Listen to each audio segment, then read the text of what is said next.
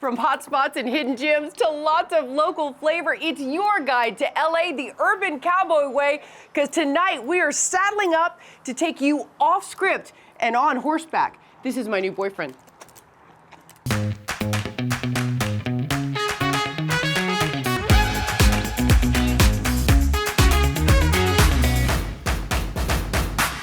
I love the smell of a barn. Giddy up, cowboys and cowgirls. This one's for you. Hello, y'all. I'm Dana Devin, and with over 200 scenic places to go for a ride in SoCal, it's no wonder California is a hotspot for everything on horseback. You can hit the trails, the beaches, or ride like our Olivia de Bortoli at this stable right here, the Arroyo Seco Stables in South Pasadena, the oldest barn in the country. Oh, hey, still run today by the same family that founded it in 1926. And who is this handsome man? This is Sigala. Oh my God, you are. Young boy. He's nibbling my hand. I'm in love. Oh my God, he's biting my hand. Oh my. Should we go look around? Let's go look around. Oh my God, I'm in love, you guys. It's cool with the cars driving by. Horses in the middle of the city is the best idea. The people who live in the city need a way to connect to nature, and some people connect to nature by going on hikes, some people connect to nature by having their horse. Some people just come and ride a horse in a lesson half an hour once a week, and that connection to animals and that connection to nature is really grounds us. Arroyo Seco Stables is an amazing piece of heaven in the middle of the city. My family has owned this property and this stable since the early 1900s and built the barn in 1926, and it's been part of the community ever since. I think people have no idea that it's here in the middle of the city where you can ride and up on the trails for miles and miles, days and days if you wanted. Give me a little lay of the land. So this is the main barn over here. And this front barn was built in the late 80s, early 90s. Up in front of us here is the main arena, the large arena that is half covered by the bridge. Yeah. And how many horses are here? There are 51 here now, I believe. It's always been my dream to get it back to what it was when I was a kid. My grandmother gave lessons here. I think my grandma taught every person in Southern California how to ride at some point. Anybody who's been on a horse has had a lesson from my grandma, Mrs. Williams. And I wanted to bring that back. And so just this last month, we brought in a trainer who can give lessons to community members on horses that she provides. And that's really important to me because I really wanted to have people be able to ride who didn't own a horse. And there are very few opportunities for that anymore, anywhere, but particularly in Southern California. Your story is very interesting to me.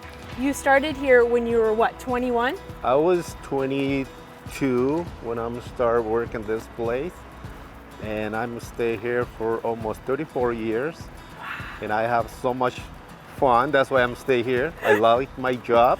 The community really feels that this place is a grounding spot. They've walked by or ridden their bike by and seen the horse on the roof, and it is really a spot that shows where this place came from, the Highland Park in South Pasadena. Everybody knows somebody who has a connection to this stable. It's where people can come together, feel the bond of each other and bond with their horse, and bond with nature, and stay here for the next 100 years. Now, two words you don't expect to hear together, Compton and cowboys. We found an incredible organization where people and ponies take care of each other. And the motto is, the streets may raise you, but the horses will save you. Check out this hashtag, California.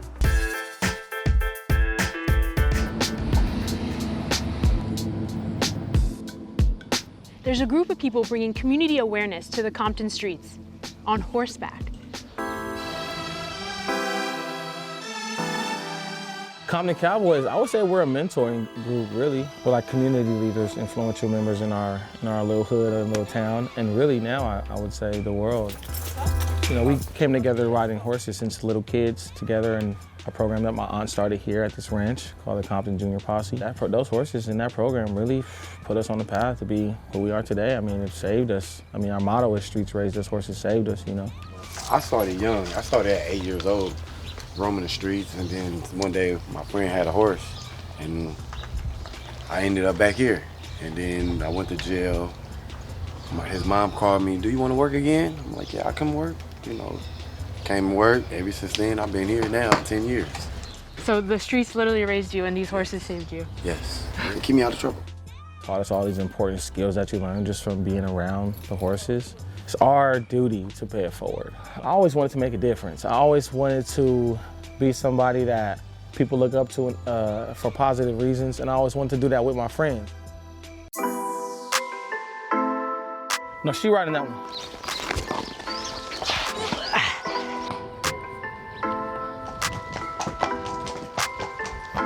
What is it about these horses that changed everyone's lives? I just think the spirit of the horse, you know, the spirit of the horse is just, it's calming, it's like peaceful. And I think because we grew up in such a chaotic environment, like that peace is like medicine to us, you know, it's like that escape that we need to keep ourselves from going crazy, I feel like, you know. I saw some posts of you guys being huge with the BLM movement and voting. How important is all that stuff for you? We can't ever have the society we want if we're not involved in that and sculpting and building that out. It's critical to be involved in your community, locally and then abroad, you know, expanding from community out to city and state. And you have to be involved to get what you want and for the people to be together, you know, you got to be out there. We talk about, you know, these horses saving you guys, but what about you guys saving these horses? I think we've done so much for them. I think, you know, we give them a nice home to live at. We take real good care of them. We feed them.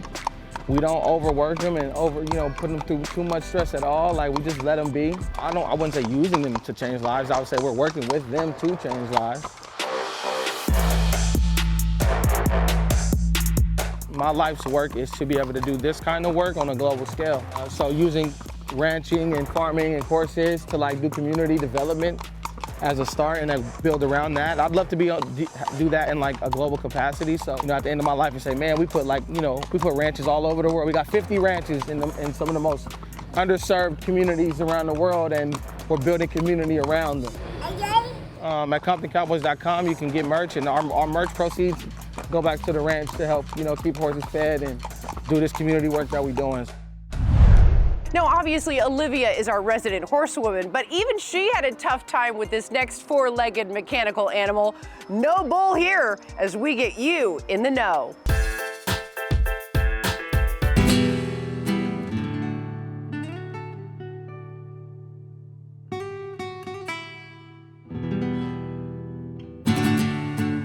You know, they've made me do a lot of crazy things for LA Unscripted, but this time I decided I will take some bull. One hand. mechanicalbullrental.com is going to be my company. We are a bull rental company. We specialize in entertainment, so pretty much anywhere that you have a party or anything that you want, we have mechanical bulls for rent. You can basically this is for you to try to conquer it. What better way to celebrate with a bull in your backyard with your family? We need to have a conversation.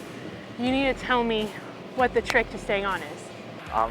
Pretty much the trick is just your grip. You know, you gotta hold on to it as much as you can. Even put your legs to work as well. You can grip your legs to the bull as well, and you can just stay on it as long as you can. And then grip on the side, or where should I grip my legs? Honestly, it's wherever you feel comfortable. So some people are taller and shorter than others, so it's wherever you can grip the most. Okay. Once you feel comfortable grip, that's where you gotta hold it. I'm gonna try it. I feel better. I feel better. Okay, I feel worse. I'm supposed to hold on with one hand. I know we only made it to level 2, but make me look good and take us to level 4. I got you.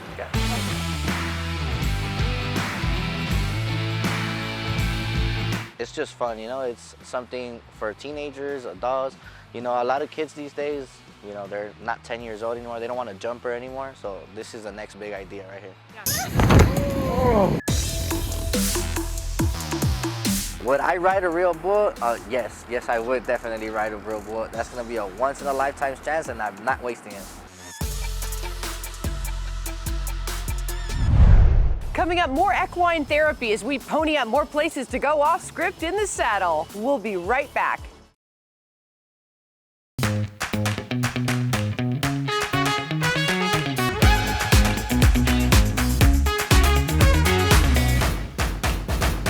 Welcome back to LA Unscripted's Urban Cowboy Roundup. I'm Dana Devin from the Arroyo Seco Stables in South Pasadena. Did you know there are over 70 state parks in California offering several thousand miles of horse trails? Lots of options, and we're revealing how to stand out in a sea of riders, Neon.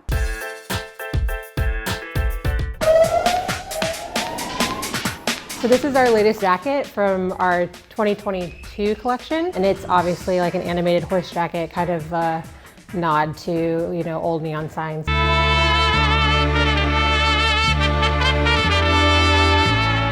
There have been lights in clothes before, but it hasn't necessarily been a brand that solely focuses on how do we make products that have light technology infused in it. I'm Asia Hall, and I'm revealing how Neon Cowboys is lighting up the fashion industry.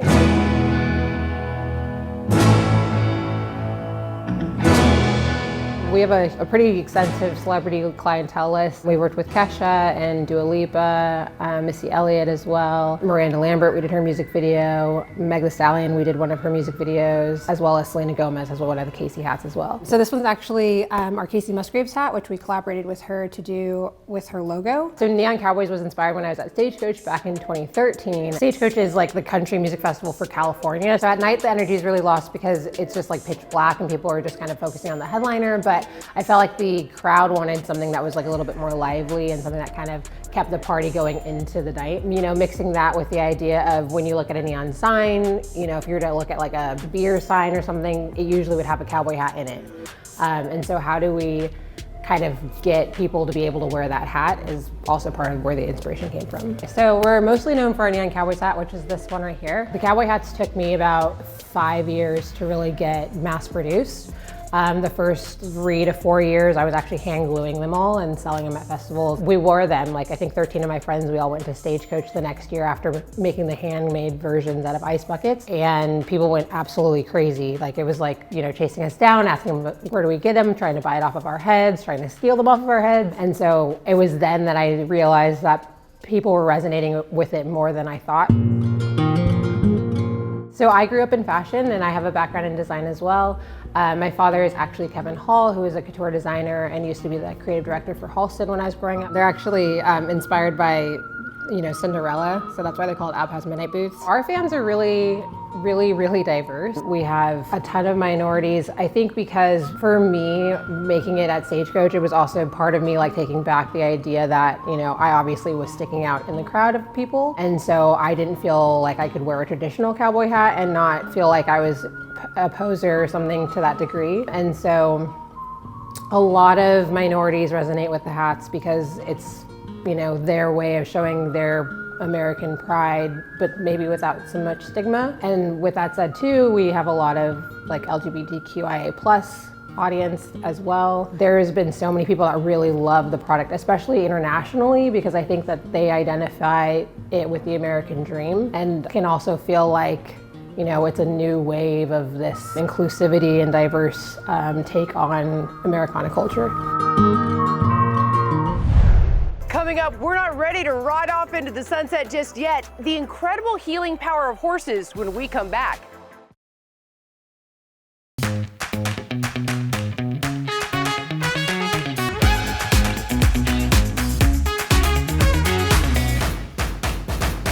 Welcome back to LA Unscripted. I'm Dana Devin, and we've gone urban cowboy tonight at the Arroyo Seco Stables in South Pasadena. You know, horses truly are amazing creatures that give so much to humans. It's hard to believe so many are abandoned, neglected, and abused. That's why in Orange County, California, these angels in America are doing their part to protect them.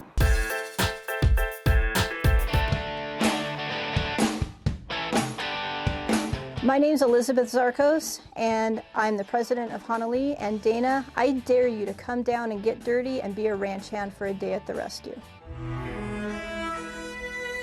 Honolulu is a nonprofit horse rescue. We rescue and rehabilitate horses who are abandoned, abused, on their way to slaughter. So we try to either network them, find them appropriate homes, or if they need a permanent sanctuary, then we try to find them a place here. Honolulu is from Puff the Magic Dragon, and it's the song my mother used to sing to me when I was a kid. And when I created Honolulu, I wanted a magical place where everything perfectly possible and miracles could happen. And so that's why I named it Honolulu.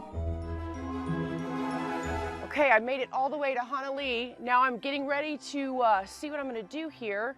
Hi Dana, how you doing? Hi. Elizabeth, here's your rake. Oh, what am I gonna do with this? You are going to help clean paddocks. Oh, good. Okay. There's lots of poop to shovel. There's lots of poop to shovel. It's time. How did you decide to contact LA Unscripted? Well, so we love to watch you on TV and your DARE program, and so we said, well, we'll dare you to come out and try to, do our job for a day, because it's really, really difficult.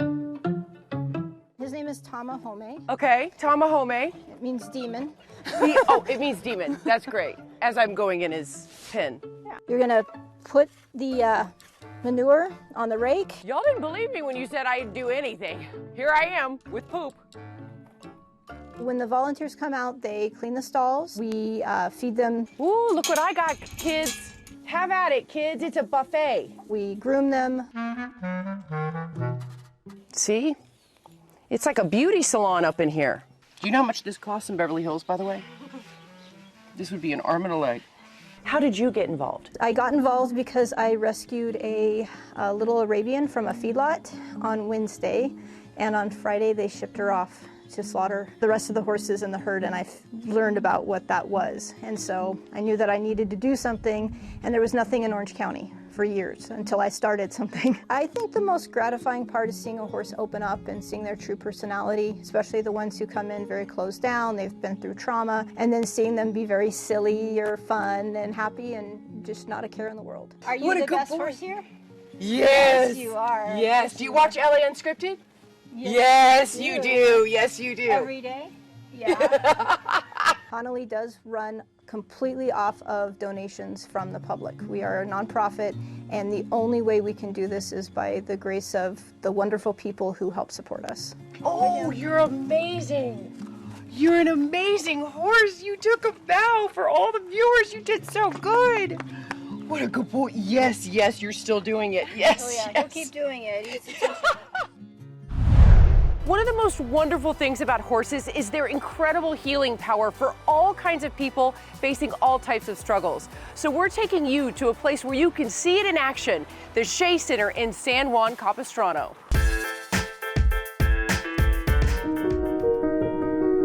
This place has changed and grown and serves more people than ever before, and it's just a labor of love and joy every day. So the Shea Center is a therapeutic equestrian facility, and what we do is use this wonderful equestrian environment as a way to serve people with disabilities and help them become stronger, more able, more independent. We have clients as early as age 2 and up to age 88. They often have various disabilities. The top 3 are autism, genetic disorders, and cerebral palsy. And we have physical, occupational, and speech therapy, which is referred to as hippotherapy. So they get their medical treatment on a horse. The horse moves the human body just like it's walking. There's no piece of equipment, no Swiss ball, none of that will replicate that movement. We use that movement in concert with professional staff who are trained on how to actually make that movement count for people, so they learn real functional skills. That's important for a lot of our clients who may have not had the experiences themselves of walking because of their disability. So you take a child who's in a wheelchair, put them on a horse, now their bodies are experiencing the same motions and sensations as if they were walking. So that's powerful in helping their brain and body learn and adapt, so that we can then work on skills off of the horse. We even taught a golfer who is a stroke survivor to have his golf swing back. The Shea Center was founded in 1978 for a family who has a young man with cerebral palsy. They still ride with us every Wednesday. They had no idea that their efforts, along with that of a social worker and equestrian, would lead to founding a place that serves more than 1,800 people a year and has trained people from every state in the U.S. and 16 different countries to do this work. But we also have special programs. where we work with military, veterans, active duty, and even couples doing like reunification services. Let's just say you've come back from combat and you've struggled as you entered into the civilian life again. You lose a sense of self-mastery, and when you start working with the horses, you can regain a sense of self-mastery by teaching them a new skill set, and when they feel like there's a bond between them. So if you want to get more involved, it takes time, treasure, and talent to make these organizations run. Time with a specialty skill, your volunteerism, your treasure in making an impact with your dollars, and then your talents. There are so many needs for any organization that your gifts will serve very well. You come to the Shea Center and we're going to help you be your highest, best self. All right, time for us to rein in this cowboy show and hang up our stirrups. Where will we pop up next? Stay tuned. We'll see you next time. Good night. Wait, where you go? Wait. I didn't say to do that.